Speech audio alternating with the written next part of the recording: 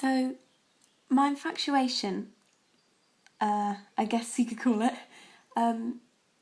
with Rome and St. Peter's Basilica and I guess itself, Vatican City, was when I read Angels and Demons by Dan Brown. The way that he wrote about it was so, full of secrets and intrigue and interesting private things that were just never meant to be seen or heard of by anyone. Something that was really quite exciting to read about. And, I never really thought of it as a religious place or as a religious as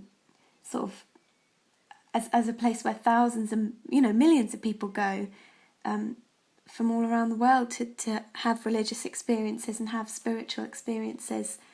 And that was never the reason why I wanted to go. I only wanted to go because I wanted to see, one, the architecture, because that's what he often describes, Dan Brown, in the book, is how amazing the architecture is. And as an art student at the time, I was interested in looking at that, and reading the book Angels and Demons actually got me interested in a project that I was doing on architecture, and I ended up doing Italian and Renaissance paintings and architecture and things like that for that project.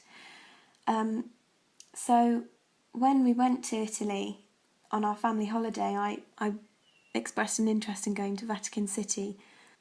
It was very sort of official, and I can just remember thinking, exactly what it was like in Dan Brown's book, where it's all very strict and it's all very controlled. You had to go through so much security and you have to cover up, and it spent us ages because it was so hot when we went. We went right in the middle of July. We were wearing shorts and a t-shirt, so we had to cover up everything. And I never took this into account, that it's actually a spiritual place and where people go to pray and to be with God.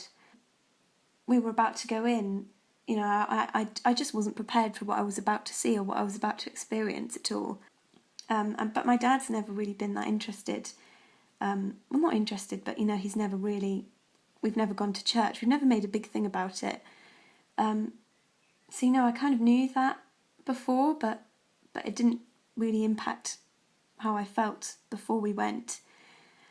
But as we were going in, this is the only way I can describe it, was that I was so unprepared for it. What I felt as soon as I got in there, I felt like I wasn't me.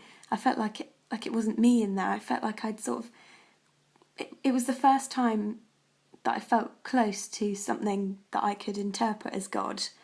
It was the closest thing I've ever had to a spiritual encounter or an experience with God, and it was just so incredible. And it's so, as I've said loads of times, it's really hard to explain, because there was just so much gold, and it was so royal and beautiful, and everything that I'd heard about Dan Brown's books and everything that I thought I'd learnt about the place was just completely changed, and it turned into a place of prayer and a place of hope and a place of utter beauty and extravagance and enormity.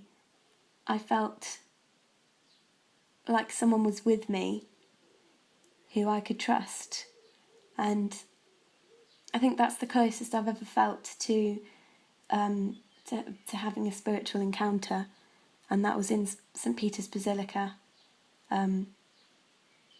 It was a gorgeous place, and I would love to go back there.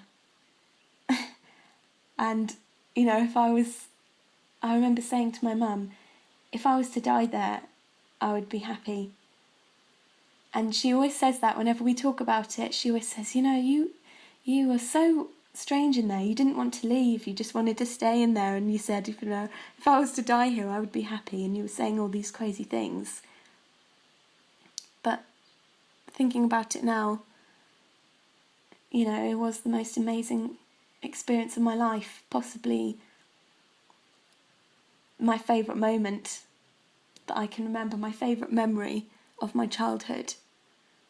Not even childhood, it was just a few years ago. I think I was 15, 16, And I will never forget that day. I'll never forget that moment where, I felt like I was with someone, with God, and it was a nice feeling. It wasn't bad. I felt like I was close to him. And I've never believed in God. I've never had any kind of, I don't not believe in God, but I don't believe in him. I'm not a solid believer. I've just always thought, how can there be God when there are so many awful things in the world? And I still believe that. That's something that I still believe, but the fact that I've now been to St. Peter's Basilica and been to Vatican City, I feel closer to God. And I feel like I have a capability to maybe start believing and believe in a creator. I don't like saying God, because if you say I believe in God, it's a very big thing to say, and it's a very straightforward, certain thing to say, I believe in God. And thinking about that now, I don't believe in God, but I do believe in spiritual guidance, in someone who's guiding our lives and who's created us for a reason, for a purpose.